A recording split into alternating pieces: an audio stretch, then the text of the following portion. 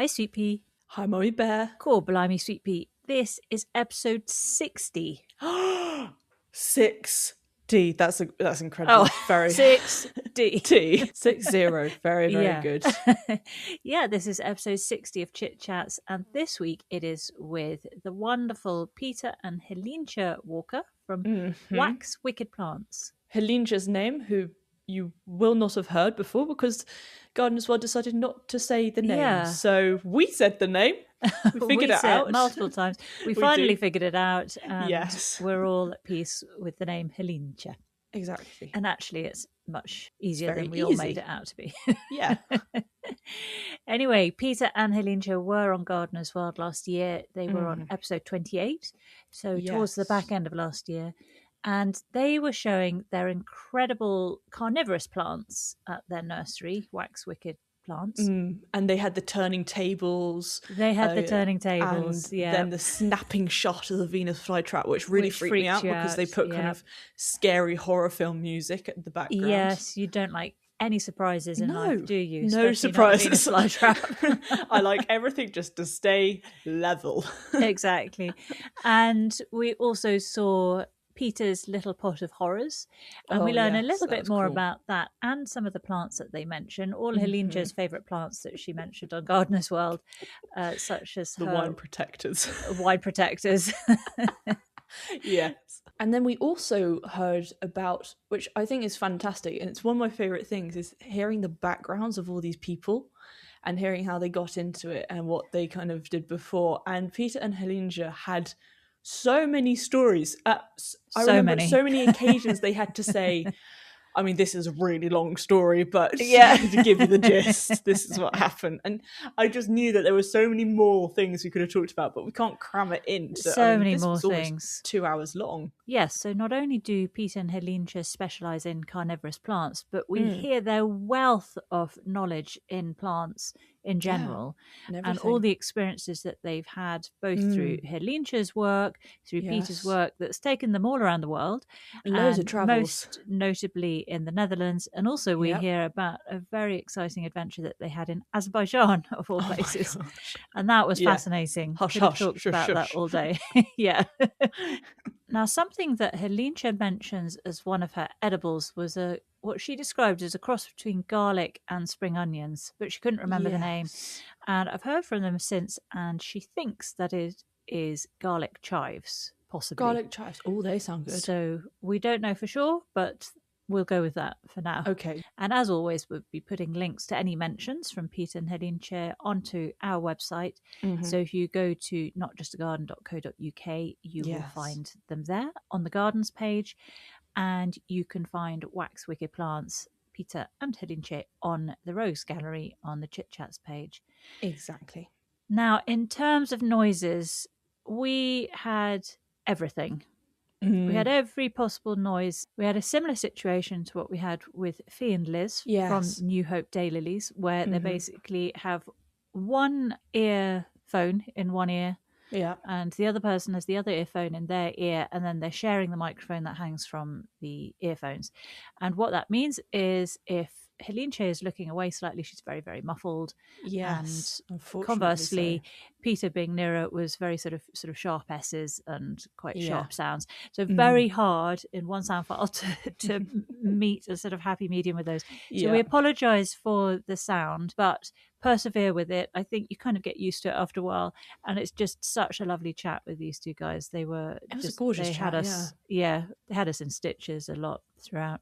There's also a weird sort of buzzing at one point. We wondered if it was Billy, their dog. I don't know why we thought that. There are also some tummy rumbles. So you get everything in this one, is what I'm saying. Yes, you sure do. You just feel like you're in the room with us.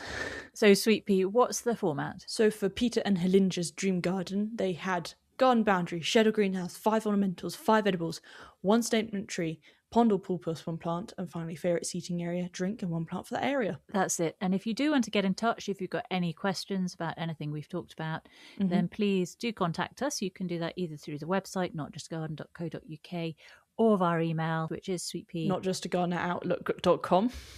That's it. Right, Sweet Pea, shall we have a listen to this one? Yes, absolutely.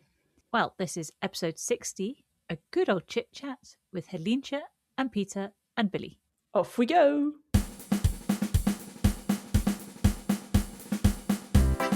Welcome, Peter and Helleentje, to a good old chit-chat. Very good. Thank you. It's a gift.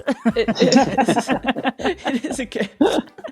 As we know, Peter and Helleentje were on episode 28 of Gardener's World, and I specifically had a lot of difficulty saying your name, Helleentje, because nobody says it at all on your entire segment. No. What happened there was just everyone avoiding it.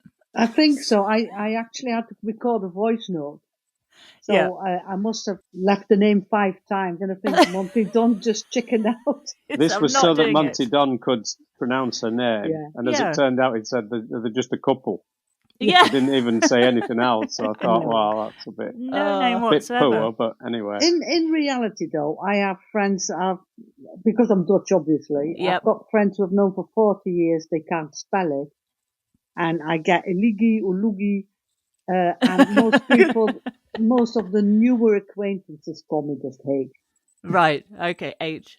Yeah. Well, so your segment was wonderful. We absolutely loved it. The Gardeners World got their trusty turntable out. Mm-hmm. We saw some beautiful plants from your incredible nursery, which is Wack's Wicked Nursery. Is that right? Wack's Wicked Plants, yeah. Oh, yeah. Wack's Wicked Plants. Mm-hmm. And you, of course, are the carnivorous plant connoisseurs. Wow. Yes. Allegedly. He is. Allegedly. In the north of England, yeah. In the north of England. Whereabouts are you based?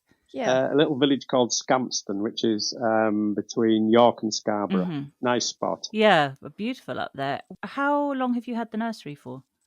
Coming up to 12 years now, I think. Oh, right. So well established. Yeah. And we noticed that you sell plants online as well. You've got really quite a catalogue of plants on there. We do. That's an ever-increasing list of plants online. Yeah, it works really well for us. How long have you been doing online for? Since just before COVID. Yeah, luckily we just got upgraded before COVID. Wow, what literally the just before, the year before. The year before, yeah. So wow, that was a stroke really of luck. Helped us through. Otherwise, I don't know how we'd have managed because everything obviously was cancelled, shows and talks and everything. Absolutely. And what would you have done? Because you can't have anyone turn up at your place. So we ended up getting in touch with Look North. I was getting a bit desperate as to. We had a lot of plants and no shows, and I thought, what we're going to do? So I rang Look North up, BBC Look North, and I said, well, you fancy a sad story? And they were like, oh, yeah. So they shot through. Yeah, they shot through with a long microphone and right. And asked us if we had a website at the end. And we said, oh, yeah, we've got, we do online. And that was it. Then everyone started contacting you. Yeah. Oh, amazing. Fabulous. Gosh, it all sort of fell into place for you, didn't it? It did, yeah. I think I'd done somebody offered me a 3-month job. Right. And I'd just done that, and I just finished it the week before the lockdown. Wow. So it was like we had no income at all. No, it was a bit scary, but as it was for everybody, I mean, it wasn't, we were quite lucky because we lived in the middle of nowhere, so we could still go out and work and be out with the dog and everything. So, yeah.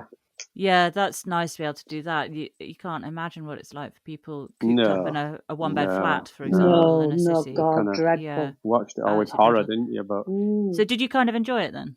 Yeah, a little bit, yeah. We did as well. We loved it. Yeah, we were. I mean, we were chilling. We were, yeah. If you take out how many people died, if that section of it wasn't there, bring it on. It was lovely. Yeah. Well, it was nice weather as well, wasn't it? Yeah. So. Everything about it, apart from the people dying. That obviously. Well, yeah, apart from everything else. The daily was great. figures, it was. Yeah, we did enjoy it. Yeah. We had a very productive time in the garden.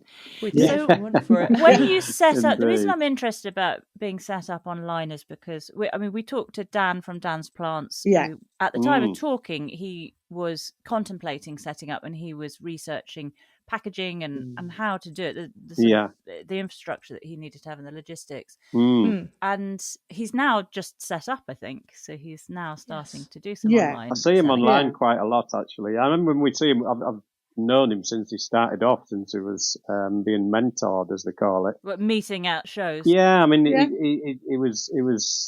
There's a couple who help people build displays and tell them what to do and what not to do, right. that kind of thing. So we've kind of watched him from when he first started and his first displays and everything. Yeah, he's a real nice lad, he is, yeah. And seeing him grow. Yeah, absolutely, It's lovely to see. yeah. And for Sweet Pea, it's just lovely to have, somebody so young in the game. Yeah. Well, that's what we need, to be honest with you. I mean, we're classed as quite young, and we're definitely not young, I can tell you. So, yeah. Well, yeah, we do. I think we need an injection of the younger siblings flying the flag for that. But definitely. How did you go about setting up the onlineness of Wack's Wiki? Well, I'm okay with computers. Well, you would say so by trying not to log us on. But I'm a dinosaur, so. Yeah, so and I mean the packaging was a big thing for. This is all Peter. He sorted that. We don't use any pre-made stuff. What do you mean? We don't use moulds or anything. We actually have to take the plants in the pots. And there's a lot of work goes into. We protect the pictures with air. Yeah. Oh, it's all. We send all our plants potted, whereas a lot of nurseries or a lot of carnivorous plant sellers online send them bare root. So unless you're an experienced grower, you kind of have to find out what to do with them when you get a plant with no soil. So we send them all in the pots, taped in. So yours are all good to go. Yeah. But so it's quite a packing thing. It's so quite that manual, I can imagine. Peter inventing ways of doing that. That was the main part for the arrive well. How do you protect a pitcher, for example? Yeah. Well, a pitcher's not so bad. They're quite tough leaves. So but the air makes a big difference. Yeah, I mean, we put them in like thin plastic bags, if you like, as thin as we can get away with. Tape them into the pot and then bubble wrap. But then tape the bag so there is some air left in so it. That it kind of you blow into the top of the bag? Well, just not automatic. As such, but yeah. It just keeps some air. Yeah. And then when you bubble wrap it, it's kind of like But they're quite tube. easy to send, aren't they? I mean, pictures are reasonably easy. It's the sundews and the fly traps and we put little cups butterworts and we put little cups on top and yeah, we've got little recyclable cups that we use. And we actually have some. If you look over online, we do actually have some people who post that when they unpack a Venus flytrap, the trap's still open, and they show that online. Right. Wow. Okay, we'll have to have a look at that. And then how do you post it? Is this through just courier? Just a courier. Okay. Yeah. Okay. And that's to all over the country? Yeah. Unfortunately, no longer Northern Ireland. Or Europe. Thank you, Brexit. Yeah, so did that have a big impact on your business? A really big impact, yeah. I mean, Helleentje's from Holland, and I used to work in Holland, and that's how I got into horticulture in Holland. So all our suppliers all of a sudden were like, what's going on here with yours? Because ours fall under CITES as well, which is another whole world of pain, to be honest with you. What do you say, CITES? CITES, it's protection of plants and animals. So like the Penthus, Venus flytraps and Sarracenias fall under CITES, whereas when we were in Europe, it was all one group, so we could trade with each other without CITES. When we left, I see. Yeah. Then all of a sudden we got hit with a double whammy. For us, the main thing is if you're a big company, you can export, say, to Northern Ireland, and £80 for the health inspection is nothing. If you do a trailer, if I sell somebody in Northern Ireland 3 plants, is he going to pay 80 or she pay £80 on top of that? And it's just gone up again. It's just gone up another 25 quid for them to come and inspect the single plant that we're sending to Northern Ireland. So there's 105 quid per plant. Per plant. Well, no, unless it's a big order. So imagine they ordered 30 plants. It's still per order. It's still so per order. The same price. Still, but most people only want 1 or 2 plants. To add that extra cost to them is just... Unless you're a wholesaler, we can no longer export. You can't compete. So small businesses have suffered the most then. Absolutely. Definitely. I mean, they did warn us about it. One of the guys from AFA said to me, before it all happened, he said it's going to be small businesses that are really hit. However, don't get too downhearted. There is a positive to Brexit. Oh, yeah? What could that be? If you land from a plane in Lanzarote and you're Dutch, and it's a plane full of English people, you get quickly through. You're straight through. I hear you, Helleentje. We have Swiss passports, and we very much enjoy being able to skedaddle through just That's Go cute. through people. That's the way to do Wave it. to Yeah. the Brits. Like, goodbye, losers. You should have dual nationality. Exactly. Yeah, I'm 2 pints down by the time he's free. Yeah. Well, I'm half Scottish, but that doesn't help. That doesn't No. help, sadly. So, Peter, you trained in the Netherlands? I did, read yeah. that right? Yeah, I did. So, what is your training? It was a research centre. This was all through a work agency, so I was working in a brick factory at the time. Prior to that, a mushroom factory, whatever factory I could find a job, to be honest. And then the agency said, "Do you fancy a job at a research centre for plants?" I said, "That sounds interesting. Yeah, I'll do that." And I knew straight away that's what I wanted to do. Oh, you were bitten by the bug. Oh, Definitely, yeah. I was only, how old was I then? Early 20s. Yeah. And that was it. My education started. So, what education did they provide you with? It just taught me everything, really, because it's a research centre. It was 25 different crops, cut flowers and vegetables. You did all the horticultural things that they paid for, and computer things. I did courses. I mean, it was very automated. There was a lot of really modern compared to anything I see in this country. And this was in the 80s. It was years ahead of anywhere. I mean, it was incredible. So yeah, it was an education as well as a job, you know. And how long were you working there for? About 6 years, I think. Right. And we moved premises with them. We were in Venlo, where Helleentje's from, and then they moved to another brand new site. So it was a brand new setup. It was like something off Star Trek. I mean, you've never seen anything like it. It was amazing. How interesting. Wow. Where was the new site? In Horst. It's just a little village in the middle of nowhere, kind of. Is it still going? I'm assuming so. I don't think it's got the same name. Right. I found my old boss actually online, and he's working for a seed company somewhere in Germany. Oh wow! Yeah, you get about, don't you? Indeed, yeah. But no, it's stayed with me throughout my work experience. Yeah. So a very fortuitous change Absolutely. of jobs. Absolutely, yeah. Taking you down this path. Yeah. And also, presumably, that's how you met Helleentje. Before then. And that was before you met then. Before. That was in a pub. Oh, in just a pub. a good old traditional down-to pub. In Venlo, yeah. I was playing darts, and then she walked, and she walked. And that was it. The rest is history. Yeah. I lent her my bike. I must have liked her. So. Oh, okay. Wow. Lent her my bike. You couldn't say a more Dutch thing, I don't think. No. Yeah, very true. And she came back with her dad to make sure I was okay. That's very sensible. Yeah. He gave the 2 thumbs up. Good. Indeed. Well, I think he gave me a funny look, but who is this lad? Indeed. This Englishman. And then I also read that you worked in Azerbaijan. Oh, blimey, yeah. Was that after the Netherlands then? That was quite long after the 2004, Netherlands. Yeah. What were you doing out there? I got headhunted. Yeah, Helleentje got headhunted. She was responsible for the Azerbaijan incident, It was a bit peculiar because I've always worked in import and export. And I worked for your company called Aslan. And then I got headhunted to go to Azerbaijan, and I enjoyed my job at Aslan. So I thought, well, both start with AZ. So it must be, serendipity. It's meant to be, yep. Yes. This is as good a way to make a decision as any. I thought she said Afghanistan at first. And not going there.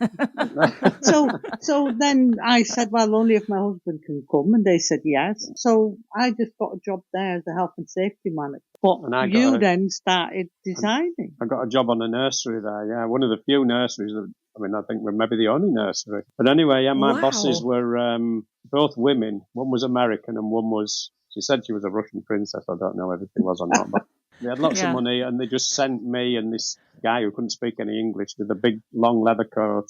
We'd go off and he says, you design. So I'd designed. Yeah, it was What were quite you designing?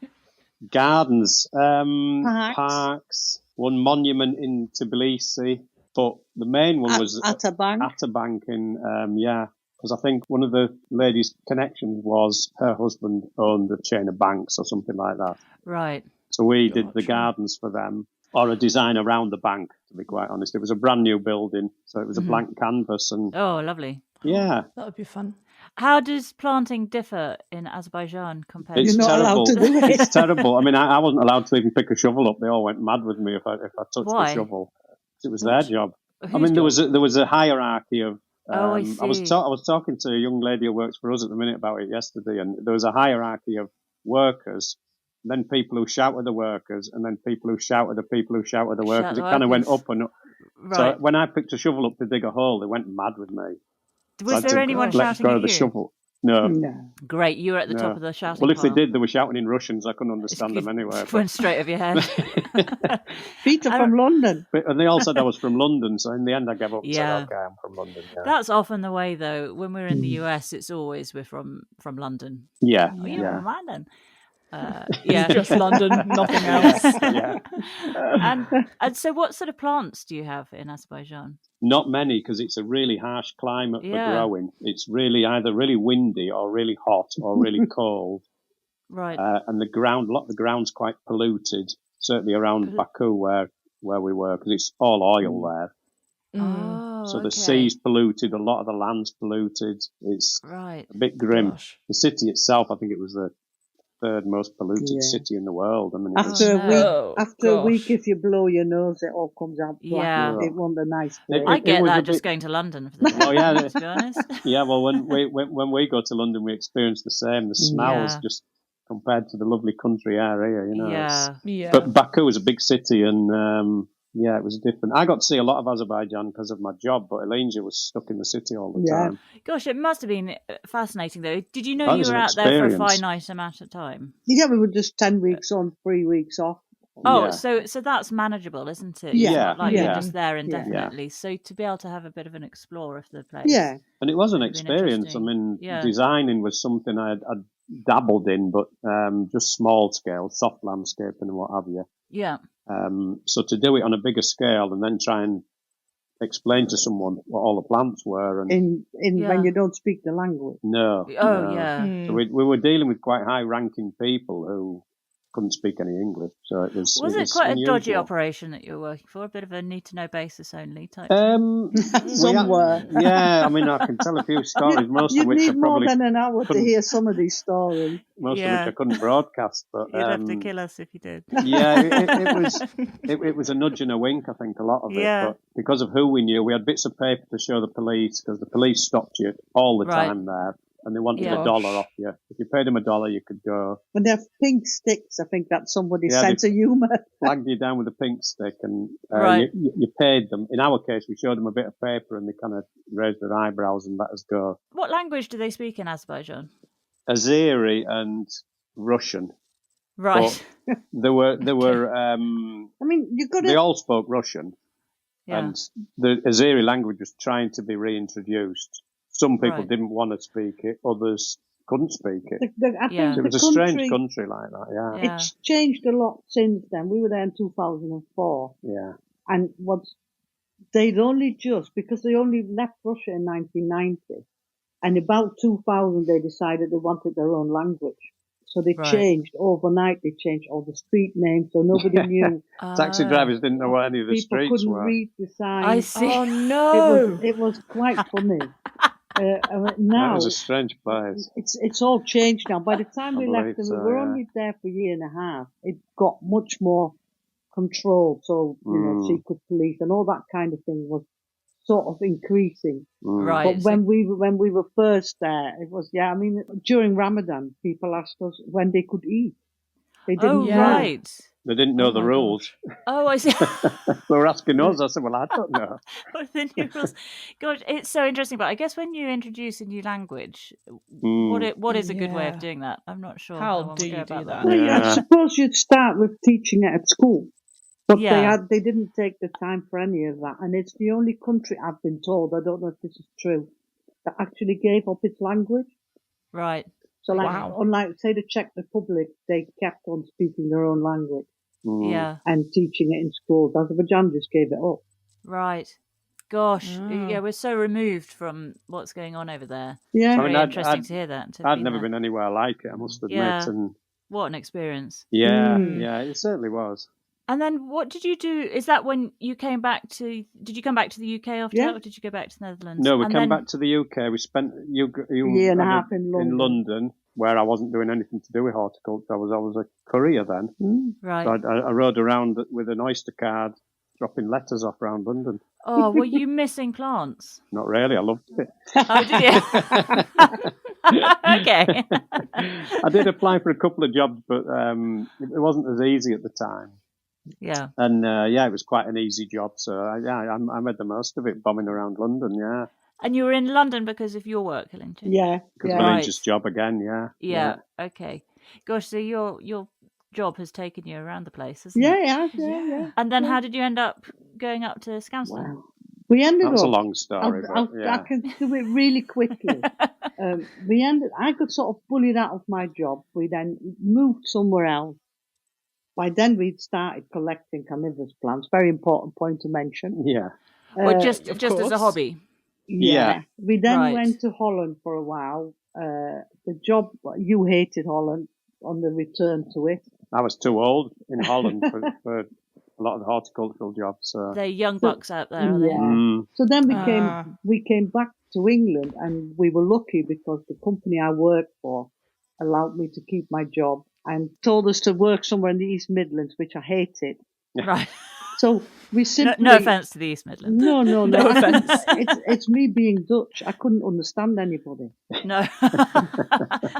So we stayed a week, went to up north where we're from, went to Knaresborough. You said you wanted to go home. I did say I wanted to go home. Which was Yorkshire. Yeah.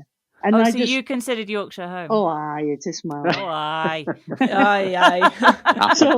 So we went, I phoned my boss and I said, because it was going to be a roaming job, I said, well, I might as well roam from Knaresborough.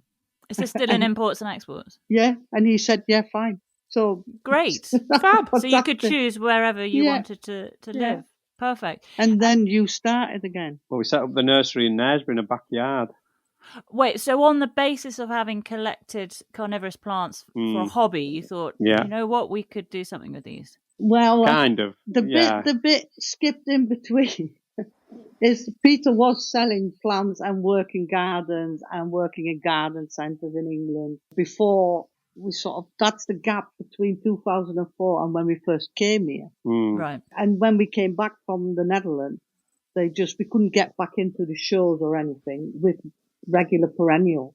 Mm-hmm. So you said, well, we've got such a collection. I saw there was a gap in the market that not many did carnivorous plants commercially, and by then we were both addicted.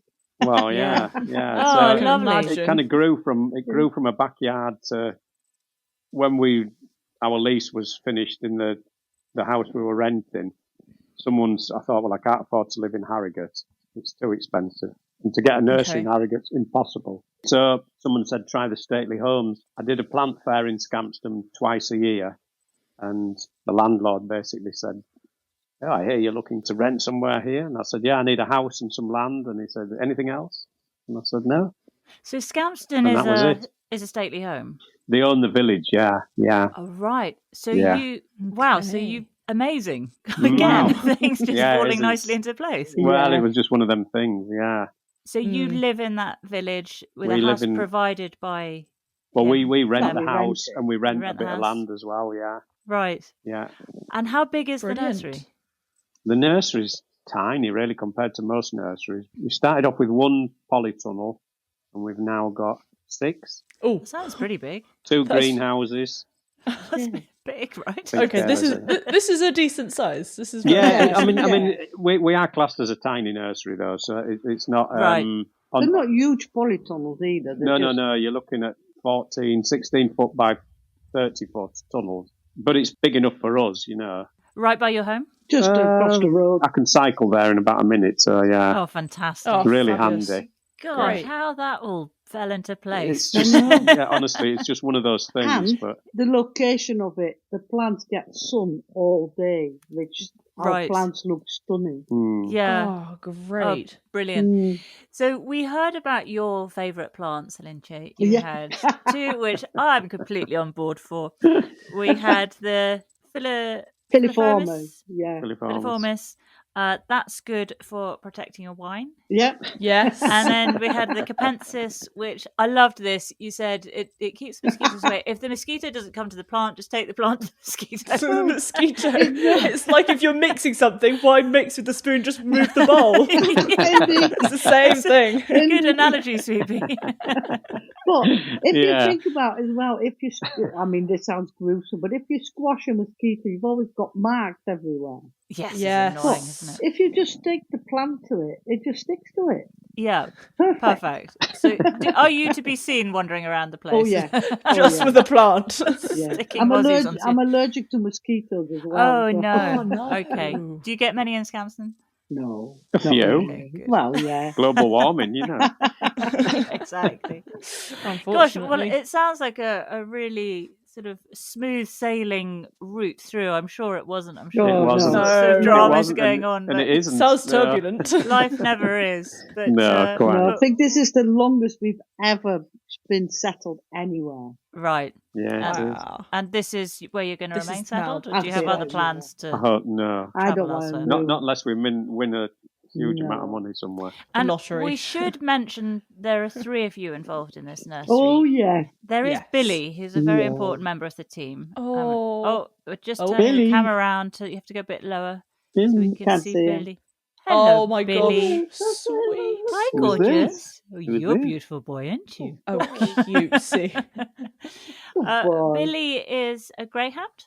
He's a lurcher. He's a lurcher. Saluki Greyhound rescue dog. Oh, beautiful. Oh, sweet. Yeah, he's absolutely gorgeous. We've been very lucky. He loves vans. So He loves when vans. yeah. Oh, so, great. So when the police came, Oh, He was a wait, criminal what? in he it. was a criminal. He Oh, was right. poaching. Hardened criminal. And then the police turned up, and all the others ran away, and he jumped into the van. Oh, Handed himself in. Yeah. Oh, the He's got. little We've taken the thing. seats out of our car, so we use it as a working vehicle, right. Yeah. and that's his bed, basically, the back of the Oh, back of the Oh, van. sweet. Billy. Yeah. Well, And it's lovely to see him. It's absolutely ridiculous. We drive to the nursery. Just so he has his bed on wheels. So we can lie in the car. It's absolutely ridiculous. This nursery that you mustn't 500 get out of yards. second gear, surely. No, Barely. No. it's No. 500 yards. It's ridiculous. All for Billy. Oh, A very Indeed. important member of the team. Incredible. I think we should have a look at your dream garden. So Oh my I'm gosh. going to hand you over to Sweet Pea. I'm very excited about this one. Yes. And she's going to be head gardener. She'll take you through it. Okay. Okay. So for the dream garden, what will be the garden boundaries, so surrounding your garden? Ooh, that's a tricky one. I'm partial to a bit of bamboo. Oh, right. Oh, okay. Yeah.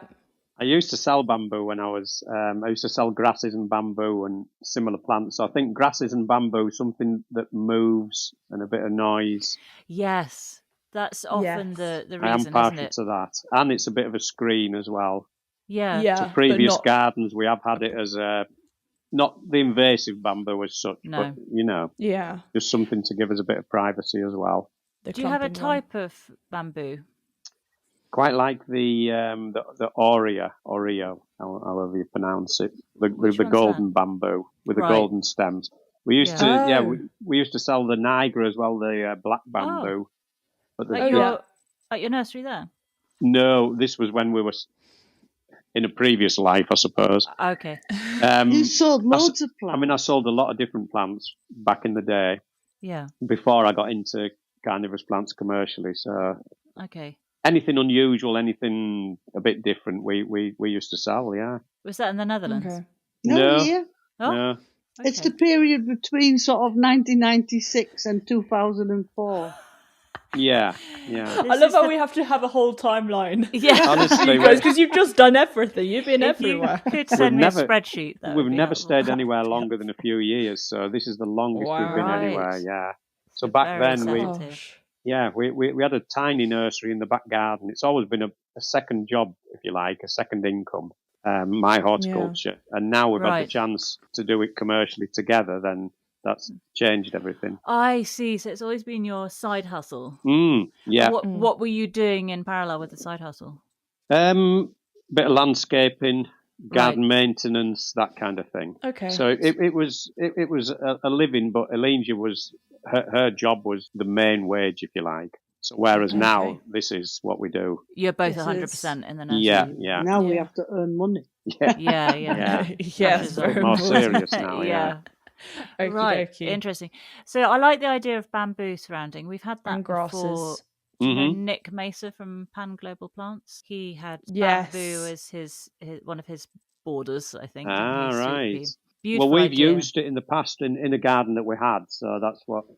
And now we've got grasses surrounding our pond at home. Right. Oh, lovely. Okay. Yeah. Okay. What sort of size are you imagining your dream garden? Yeah. Ooh, relatively small, I think, as in the seating area where we would spend most of our time. I wouldn't necessarily want a huge garden with a lot of maintenance because I like to sit around a lot, to be honest. I get that. And be we don't gardening do all the time, you know. Would you have it in Yorkshire? Yeah. Or Cornwall. No, Yorkshire or Spain. Cornwall. Or Spain, Spain would be good. Okay, Yorkshire Spain. or Spain. Although we may struggle with rainwater, that's the only thing. Yes, or you'll get too much of it. Yeah. Been having this year. I know. Well, all our tanks are full now, and we've had to invest in new storage we had tanks. 6 months of no rain. And then last year we had 6 months of no rain. Oh, crikey, yeah. Not a drop. Really I mean, it was unbelievable. And we can't use the tap water, so we were reliant on because rainwater. they don't like hard water. Did you say that? And our water's hard. Plus, we're not connected to any water there. Is it there. hard there? Yeah. Oh, no. I thought it was all lovely and soft and it makes your hair all fluffy. Sheffield. It's the wall. Oh. If you go to Sheffield, it's soft water, but round here it comes off the wall, so it's quite limey and hard. And, right, of course. Oh, gosh. Yeah. Okie dokie. And then, Helleentje, are you wanting the same garden boundary, or what are you? Yeah, I'd go with that. You like that idea? Go with that. Okay. So and both of you together. Yeah. Mm-hmm. And when we're saying about location, are we saying permanently in Spain, or are you imagining you have a garden you can transplant? I'd like to escape to Spain for part of the year. I think that's the reason Spain came up. But just somewhere to be warm in the winter, because our plants go dormant for kind of 4 months, 5 months. Okay, what do you do during those months? Well, we've still got loads of work. I mean, we're cutting everything back at the minute and splitting plants and potting them up and organising everything for next year, because next year's already booked. We're absolutely booked solid for next year. And some need heating, and they live all over our house.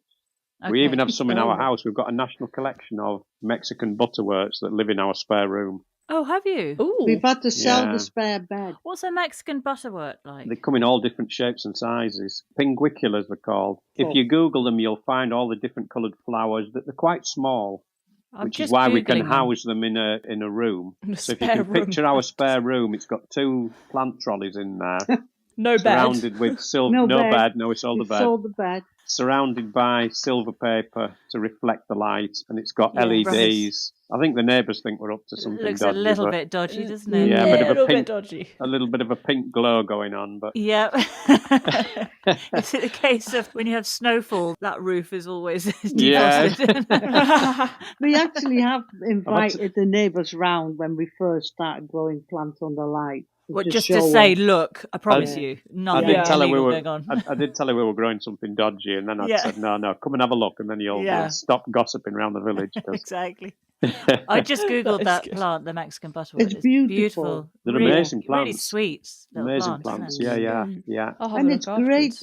They're still on the mosquitoes. They're great for mosquitoes. Oh, so that's still a carnivorous plant? Yeah. And they don't need full sun, unlike a lot of carnivorous plants, so it's a nice one to have on a windowsill. Right. So we can class that as a house plant, if you like. Okay. Yeah. Are you able to go on holiday? We're off in 2. We're off in 2 weeks to Spain. Lanzarote. We only discovered this 3 years ago. We took his parents on holiday, and we hadn't been for a year. 9 years we hadn't been on holiday now. And we found somebody, because there's not a lot to do, just sort of check for frost and stuff for the plants, and that they don't totally dry out.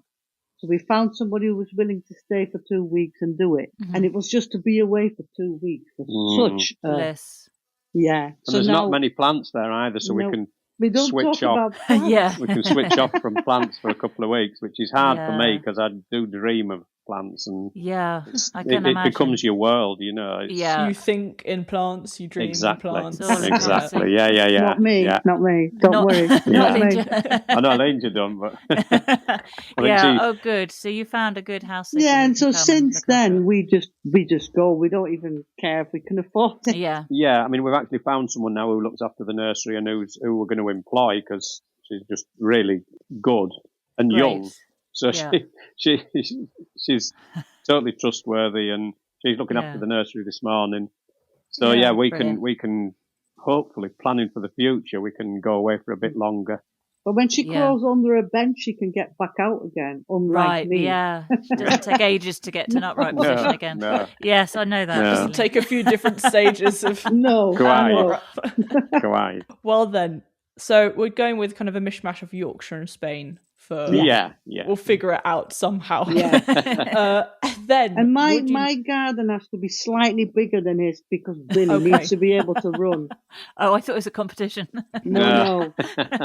Billy needs running space. Yes, of course he does. Yeah. He goes mental and he needs to run. Does he runs between the greenhouses at the minute, which is a bit scary, but oh no, I can imagine. At full tilt, you know. But...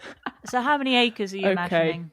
Oh no, not acres, but I'm happy with a smaller garden. I mean, we have a garden here. We kind of live in a garden. The whole village is landscaped by Capability Brown, so it's just huge trees everywhere. Oh my goodness me, that sounds amazing. It is. I mean, it is like a massive garden.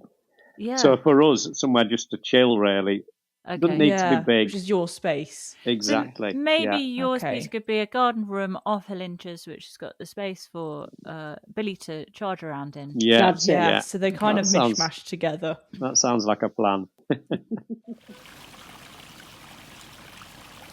Are you guys wanting a shed or a greenhouse? Greenhouse. All day long. Helleentje wants a shed. I don't want a shed. Well, no, I don't want I want a shed. greenhouse. I want like a summer house. Yes. You want to kick the plants out and sit in the greenhouse. So you can sit there at times. Yep. If it comes to it, I could put a little heater in so I can still sit out in the winter. Yeah. Yeah. No, unless I'm in Spain. Right. But in your Yorkshire garden, that'll be what you have. So a summer house that's got heating in it. Do you want a heater or do you want a little stove? Oh, stove. Yeah, a little stove. But I would just like to because we do it now, it's ridiculous. We have a greenhouse at the house, and he brings plants from the nursery. Hide my plants that I don't want anyone to buy. Oh, I see. and that's where the good stuff is. Indeed. Yeah. And I have forced him to keep one chair space on either side. So we just sit there on the night when we finish. Scrunched up, no? In between the plants.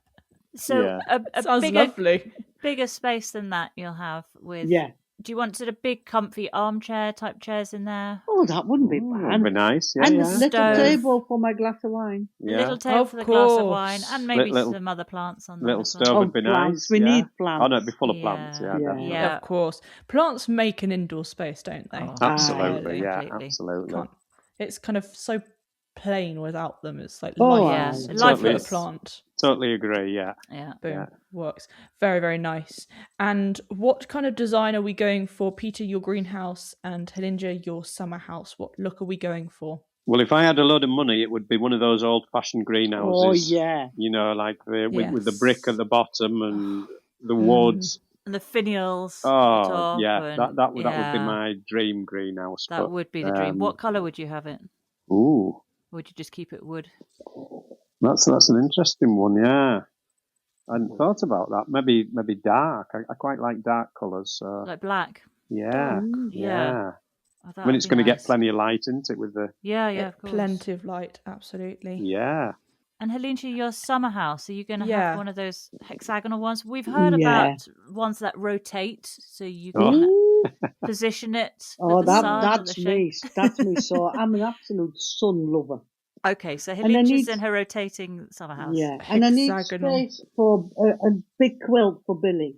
Yes, of course. Yes. Billy. He's under Billy's the bench. in the summer house. Yeah.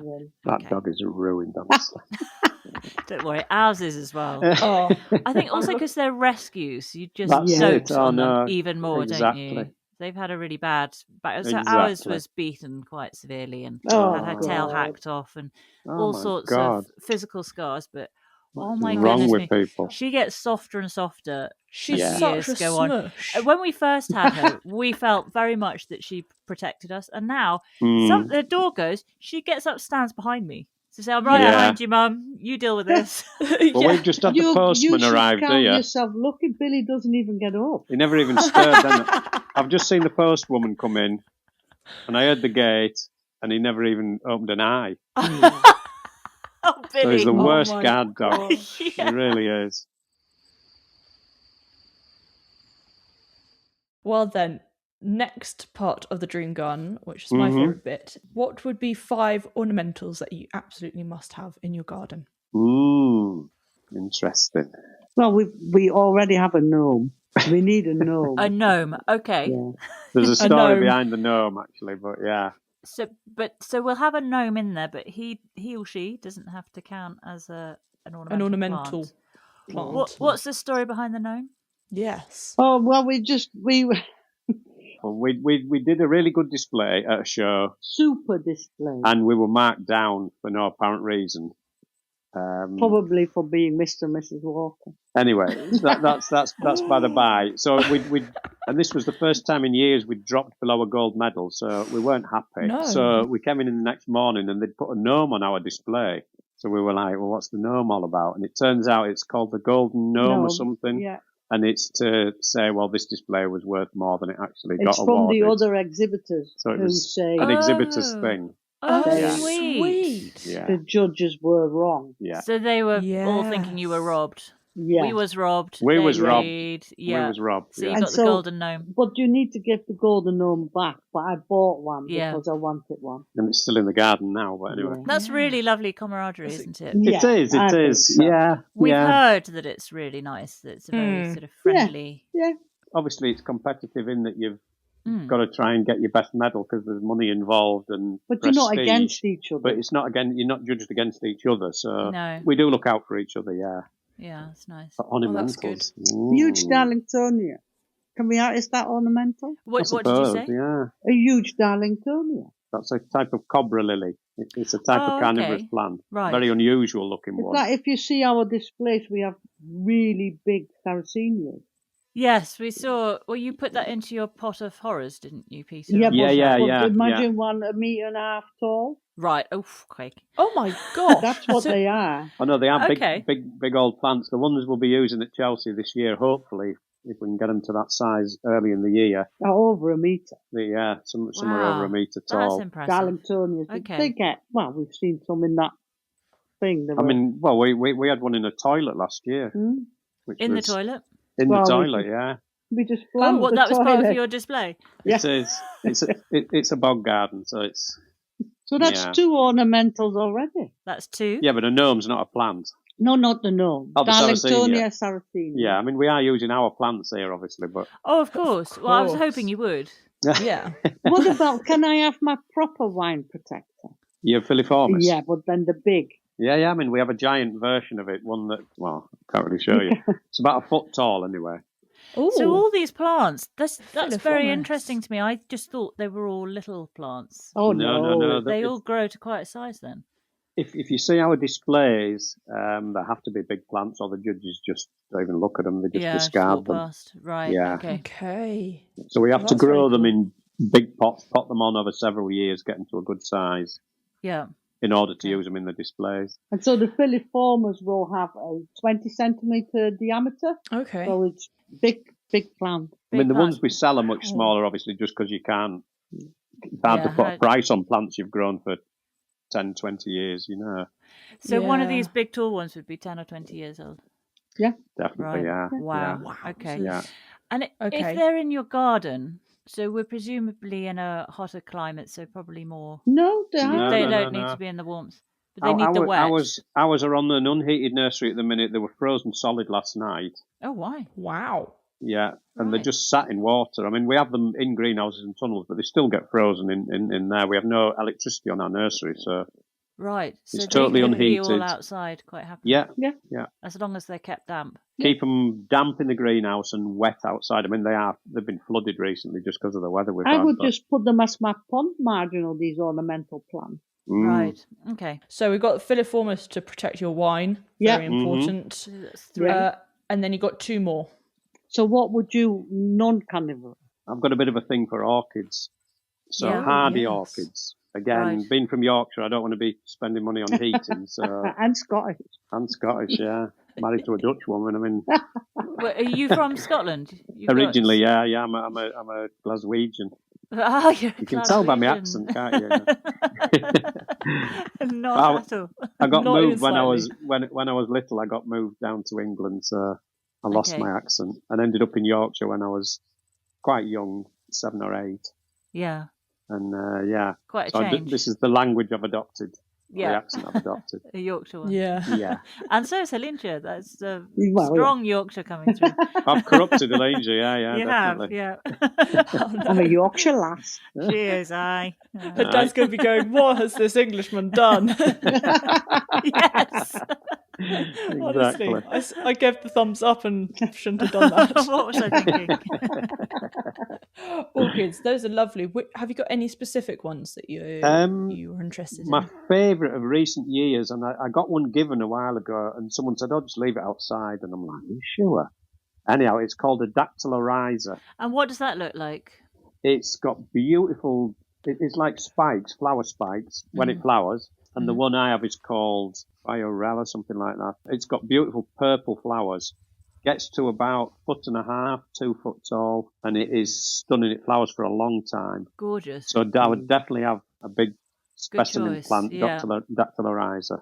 Okay. Oh, yes. Oh, these are are gorgeous. It's slightly spotted. The marsh orchid. Yeah. Yes. There's a lot of different versions of it, but the one I have has dark purple flowers, but they come in lighter colours as well. Okay. It's something we're hoping to specialise in the future as well. It's just really?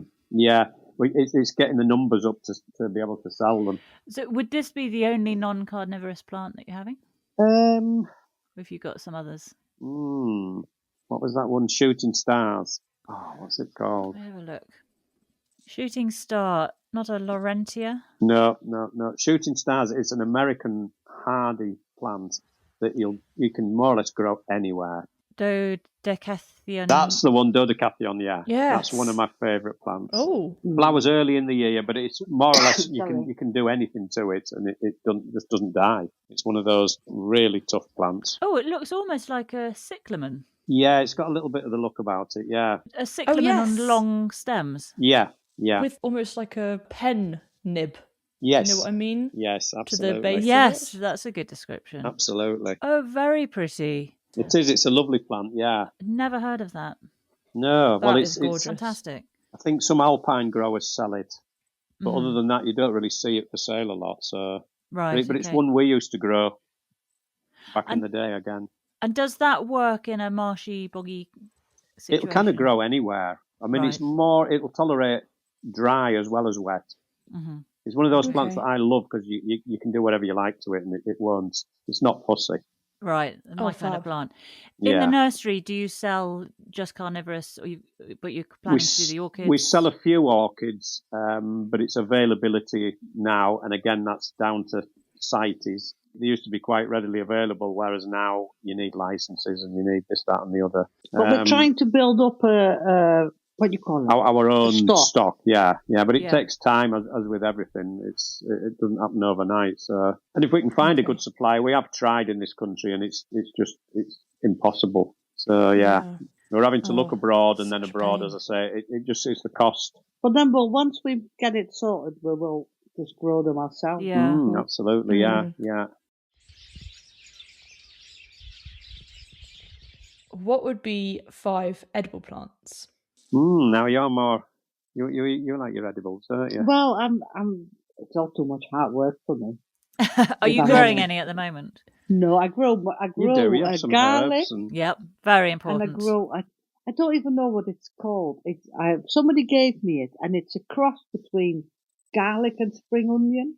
Totally hardy. So when you cut it, it's kind of a garlicky flavour to it. Quite a It's thick, not the thick stem. yes, a perennial. It just kind of like keeps an evergreen. growing. Yeah, it's an evergreen. It looks like You've been harvesting it for 2 years Yeah. now. We've planted it in the ground now, and it's had severe frost. It's had everything, and it just keeps its stems. And You just just chop a eat stem the off. stems. Well, you can. It is a spring onion, but I wanted to keep on growing, so I just eat. see. It's like chives or something. Yeah, but a thick, juicy stem. Yeah. Really nice. Okay, Oh, wow. Interesting. We'll have to Well, that check that sounds- one out. We'll have to Very, suss out very what the cool. name is. But Yeah, And I don't Yeah. grow them, but I'd have to grow mushrooms if I was to. mushrooms. Good idea. Mushrooms. You like your mushrooms, do you? Yeah. Yes. Yeah. and Absolutely. what about your herbs? Oregano. Oregano, yeah. Very nice. Quite what- Mediterranean-y. Thyme Yeah. we grow. We do grow thyme. And what's that one with Chamomile. chamomile? Yeah. Yeah. Yeah. We've got that round in an area in our garden. We just use it as like a little bit of lawn, so you can mow it and it just keeps growing. Oh, with the A chamomile. mixture of thyme and chamomile. Yeah, Very works nice. really well. That's what I know. I've said this Yeah, loads we of want times to on do that. the podcast, but I really want to get that going. It smells be lovely lovely. when you're walking around it. Yeah. And it's great Exactly. for like when you have an edge, like you've got the pond and then you've got grass, and to be able to mow it, Yeah. it's kind of like a big barrier in between. Yeah. Has that taken you long to get it established? No, about A few a year years, wasn't it? Yeah. Couple of years to get it to grow together. Yeah. Probably Yeah. taken 2 years. So now it's just like a mat.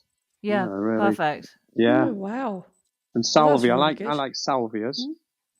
Salvia, like the purple sage salvia, to purple eat. sage. Yeah. But it looks Yes. decorative as well. We used Yeah. to sell a lot of that years ago as Beautiful. well. Yeah. Okay. So we've got quite a few plants there, Sweet Pea. She's the Well, boss. I'm allowing, because since there's both of you, you can both Yeah, have different okay. plants. So for Helleentje, I've put down that garlic cross, onion, mushrooms, oregano, thyme, chamomile. Is that sounding good? Yeah. And Peter, do you want anything else other than your salvias? Edible wise. If you didn't have to do the work, Yeah, what do you like So, to eat? yes, or cook what do you like to with, eat? Or just Even if yeah. it's we've had mango trees. yeah, we've had all cashews. sorts. I do like a mango, or yeah. Uncle You do like Charlie, mango. can I have Uncle Charlie's orange? Yeah. This was an uncle we had in Trinidad who had his own orange trees. Wow. And they were Oh the my best oranges. Oh, I Ever. can imagine. He used to shin up these trees on a morning. He was about 80 odd.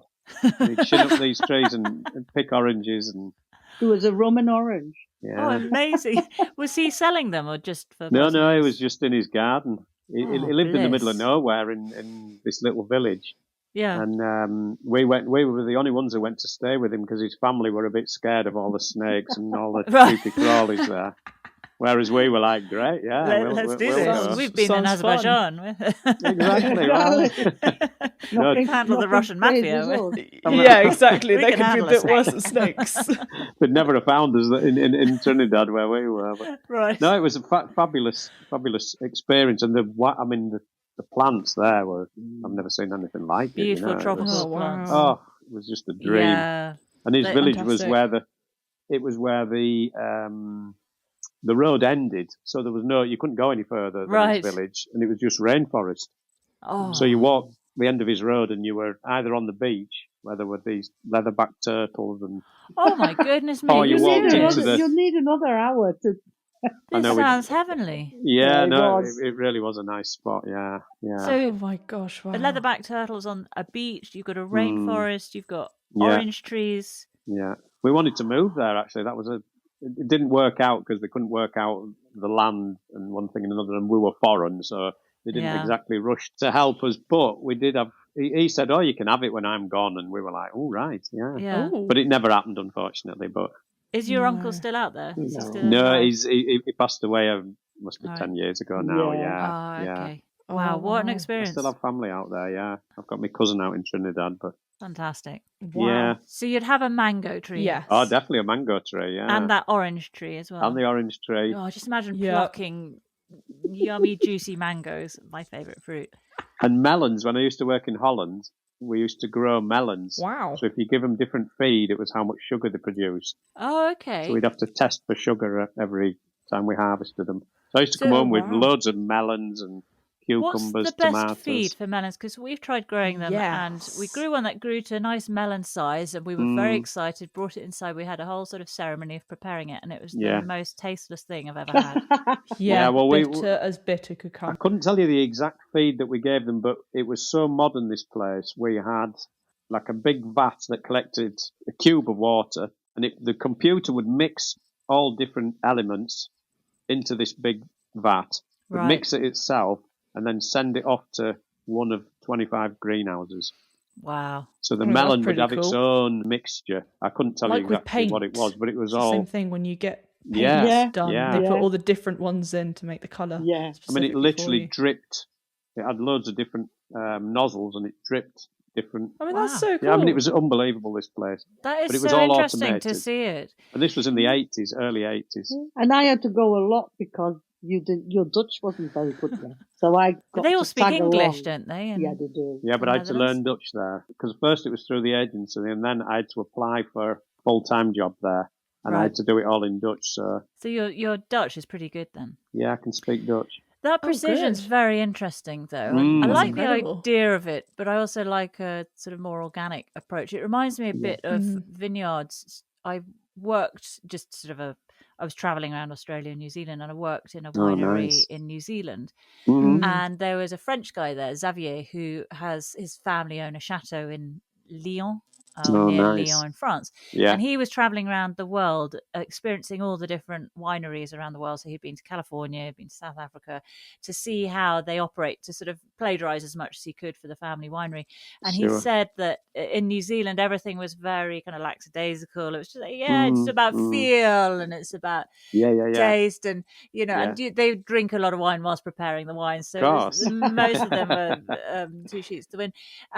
But in France, it's very precise, and so it kind of reminds me a bit of that, where everything was really real precision with the making of the wine.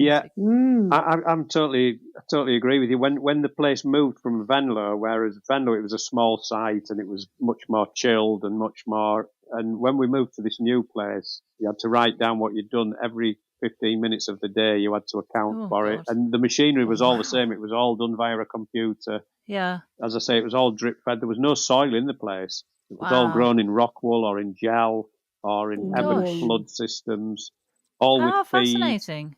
I mean, we grew chrysanthemums. I'll never forget this. We grew chrysanthemums with polystyrene.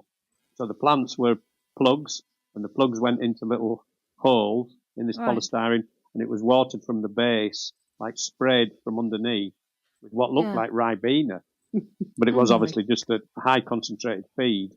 So the roots were dangling down, and when you harvested the plants, you pulled them out and chopped the roots off, and that was a cut flower of chrysanthemum. Wow.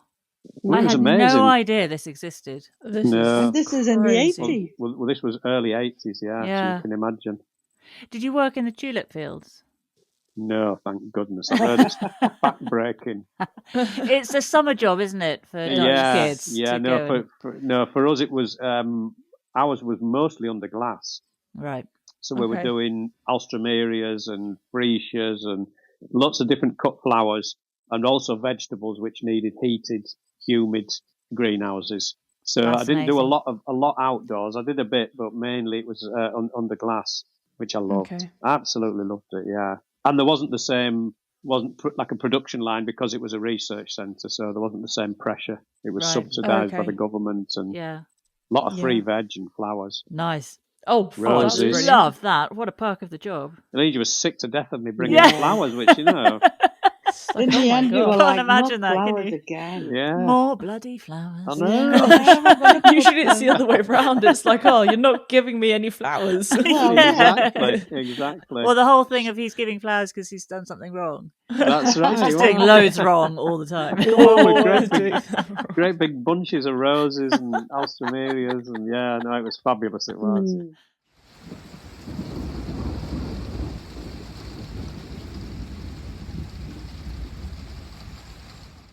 Well then, now on to what would be your one statement tree in your dream garden?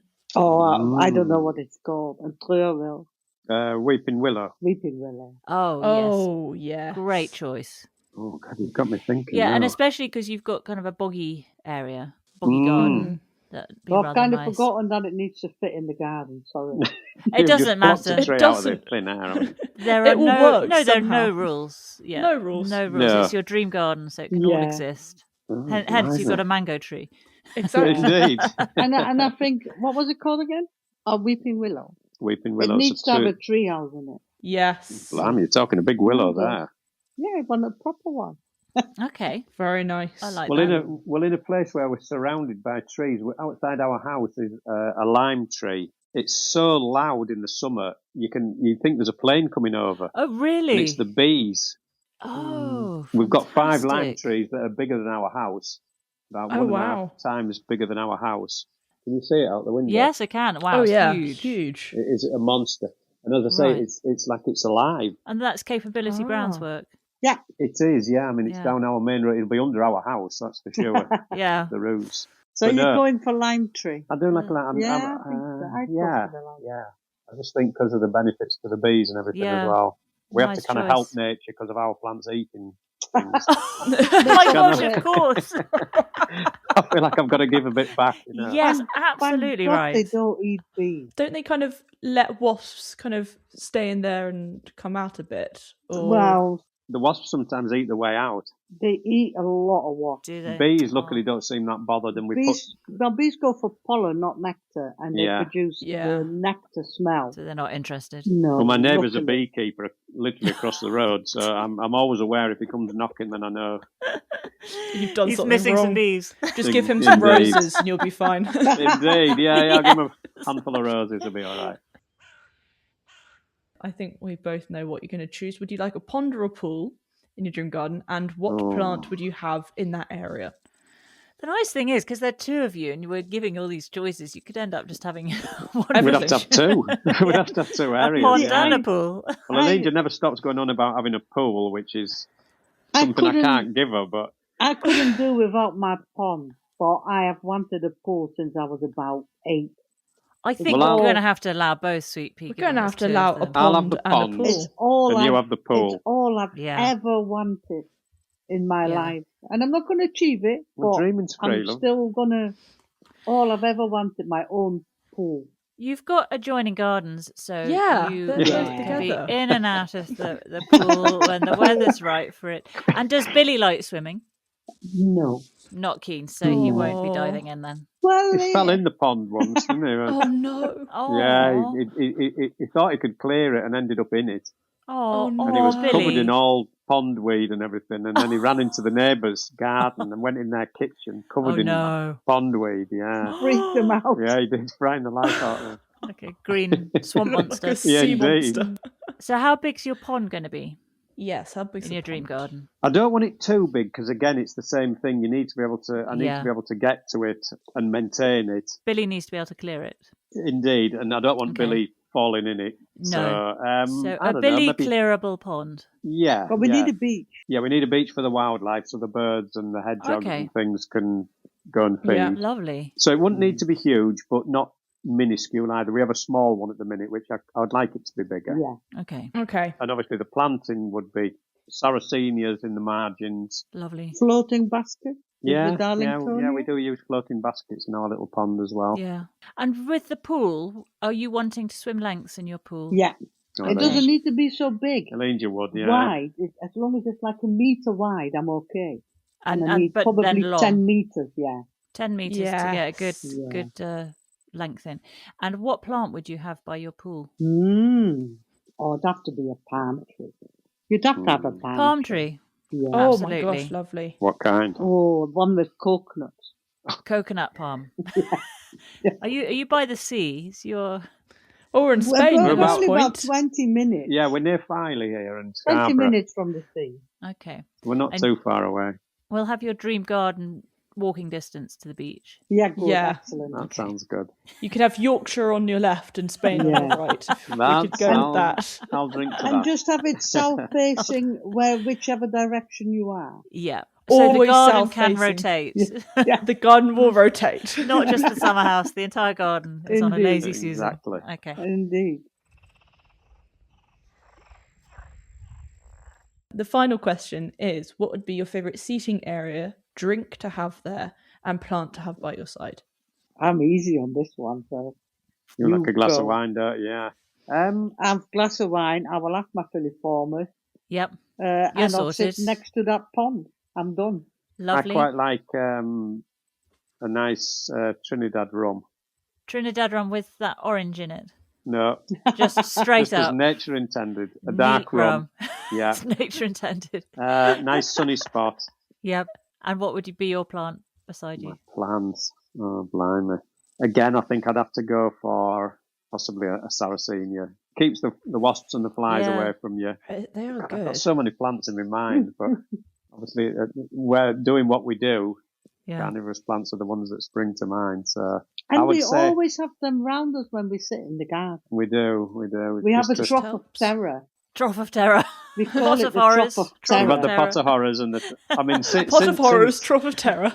Since Gardener's World, you would not believe the amount of pots of horrors we've sold. It's just really crazy. So you saw a big spike, did you, after Gardener's World? Yeah. Oh, fantastic. Oh, well, that's great. I mean, we first had to say who we were because they didn't mention who we were or where we were. But eventually they then posted themselves and said who we were. And after that, that's when we got a lot of business from it. So. Okay. Well, I'm going to read back to you both the Dream Gardens, just in case I got anything wrong or there's anything you want to change so that we got it top notch.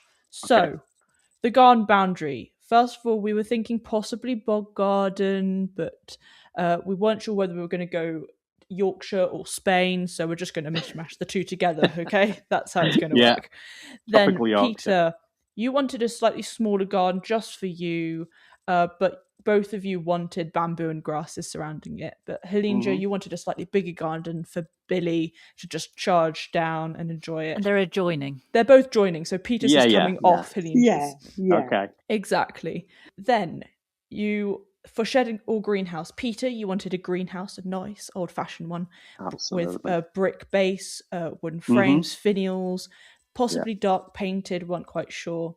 Then Helleentje, you wanted a beautiful summer house, hexagonal and rotating, so you're always facing the sun, with a heater, stove in there, of course, lots of plants, comfy chairs, a table for your wine, and of course a bed for Billy to sleep and enjoy. Right. Then 5 ornamentals. We had a huge Darlingtonia, Sarracenia, Filiformis, orchids like the Dactylorhiza and Dodecathion. Dodecathion. Sorry, couldn't pronounce that. No, it's a tricky one. It is. You've got the name now. It's just a plant. Yeah, exactly. And of course, we're putting a friendly gnome in there because that has a little backstory. Aww. Then your 5 edibles. Helleentje, you wanted that garlic, spring onion cross, mushrooms, oregano, thyme, and chamomile. And Peter, you wanted salvias, mango, melons, and Uncle Charlie's orange trees. Absolutely. Yeah. Then for the one tree, Helleentje, you had a beautiful weeping willow with a greenhouse, so really nice, decent size. And Peter, a lime tree. Then we're giving you both a pond and a pool because the two gardens are joining together. So Peter, it's the pond. You wanted a little beach area. You wanted then some margins for Sarracenias, floating baskets in there. But not too big, but still kind of a decentish size, but not so that Billy won't kind of fall in there. That's right, with his poor swimming. Yeah, exactly. And Helleentje, you were having a pool for swimming lengths, 10 meters long, palm trees with coconuts around you. Lovely. What if a coconut falls on you? Well, who knows? And then finally, the seating area was Helleentje, you wanted next to the pool with your Filiformis and a glass of wine. Peter, you were going to have a nice sunny spot with your Sarracenias and a Trinidad rum. Absolutely. Sounds lovely. Oh, I'm there now. And now we're off out to about -2. Back to the nursery. No. Back to reality. We need to bring Spain over. With no rum, with a cup of soup. A cup of soup. No rum. Cup of soup will do the trick. Well, we'll live in your dream. Oh, bless you. Thank you so much for your time. It's been a pleasure. Really lovely chatting to you both. And can I just say as well, when we listened to your original thingy of the programme, we were very impressed. We were. Were you? We thought you were. No, we thought you were both great. So that's very kind of you. Keep on doing what you're doing. Thank you so much. And if you're ever up in Spanish Yorkshire, come and see us. Spanish Yorkshire will be there. I'm coming for Spanish Yorkshire. That sounds. I don't know what the accent will be like. Oh my gosh! Can you imagine? Mishmash of Spanish and Yorkshire. Indeed. Well, that's been a good old chit chat with Peter and Helleentje. Nice one.